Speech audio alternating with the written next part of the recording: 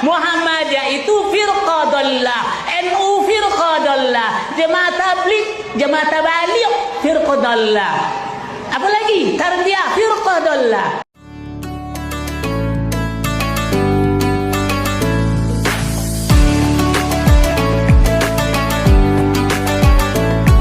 Di antara racun kelompok Wahabi adalah branding bahwa mereka merupakan firqah najiyah atau kelompok yang selamat, sedangkan yang tak sepaham dengan mereka akan ditempatkan di neraka.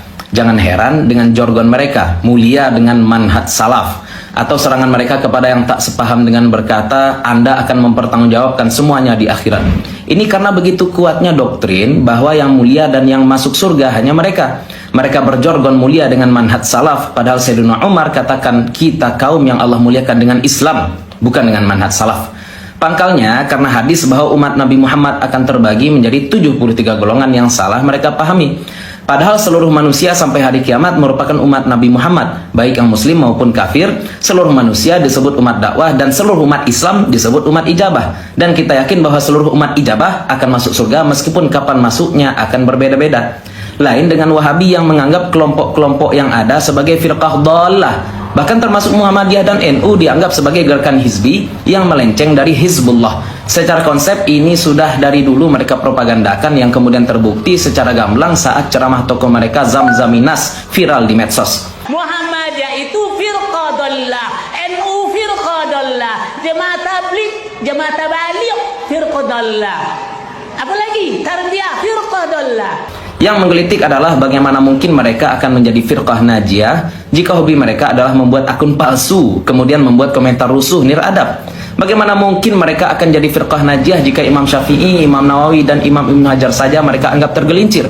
Bagaimana mungkin mereka akan jadi firqah najiyah padahal kitab seperti Ihya Imam Ghazali dan Hasyiah Sawi mereka distorsi? Pede betul mereka akan selamat di akhirat. Pertanggungjawaban dunia saja tak berani mereka jalani. Sudah banyak video saya buat, tak satu pun mereka jawab. Yang ada cuma cacian tanpa ada muatan ilmiah. Yakin firqah najiyah seperti ini? Dari Wahabi adalah ketika mereka mulai mengakui mazhab fikih tapi tak paham metodologi setiap mazhab. Ngaji mazhab Syafi'i saja berani langsung ke kitab padahal pelajar asli mazhab Syafi'i akan memantapkan terlebih dahulu Minhajut Thalibin karya Imam Nawawi sebelum membahas kitab Mereka ngaku bermazhab hanya untuk menipu awam sebagai brand baru karena teknik marketing bersatu di atas sunnah sebelumnya sudah gagal total. Sebab mau bagaimanapun khilafiyah pasti ada. Umat akan tetap berbeda sebab landasan fikih itu zanni, yang penting saling menghargai, tapi ini yang mereka tak bisa. Pertanyaan seputar mazhab tentu akan sangat mudah dijawab oleh kita yang belajar secara terstruktur lewat kurikulum teruji serta bersanad. Namun mereka belajar secara amburadul. Buktinya mereka masih bertanya, kenapa kalian kaum muslimin di Indonesia bermazhab Syafi'i dalam fikih, namun akidah malah ikut mazhab Imam Asy'ari? Ini kan sebenarnya pertanyaan bodoh. Kenapa tak sekalian tanya, kenapa mazhabnya Syafi'i tapi qiraatnya Asim? Kenapa mazhabnya Syafi'i tapi tajwidnya Jazari? Kenapa mazhabnya Syafi'i tapi nahunya Sibawayh? Hei para Wahabi yang ngaku bermazhab, coba jawab pertanyaan ini kalau Anda memang menguasai mazhab. Apa mazhab yang dipakai para sahabat dan tabi'in sebelum munculnya mazhab yang 4? Lalu apa buku akidah komprehensif yang ditulis oleh Imam Syafi'i dan sanad kalian lewat jalur yang mana?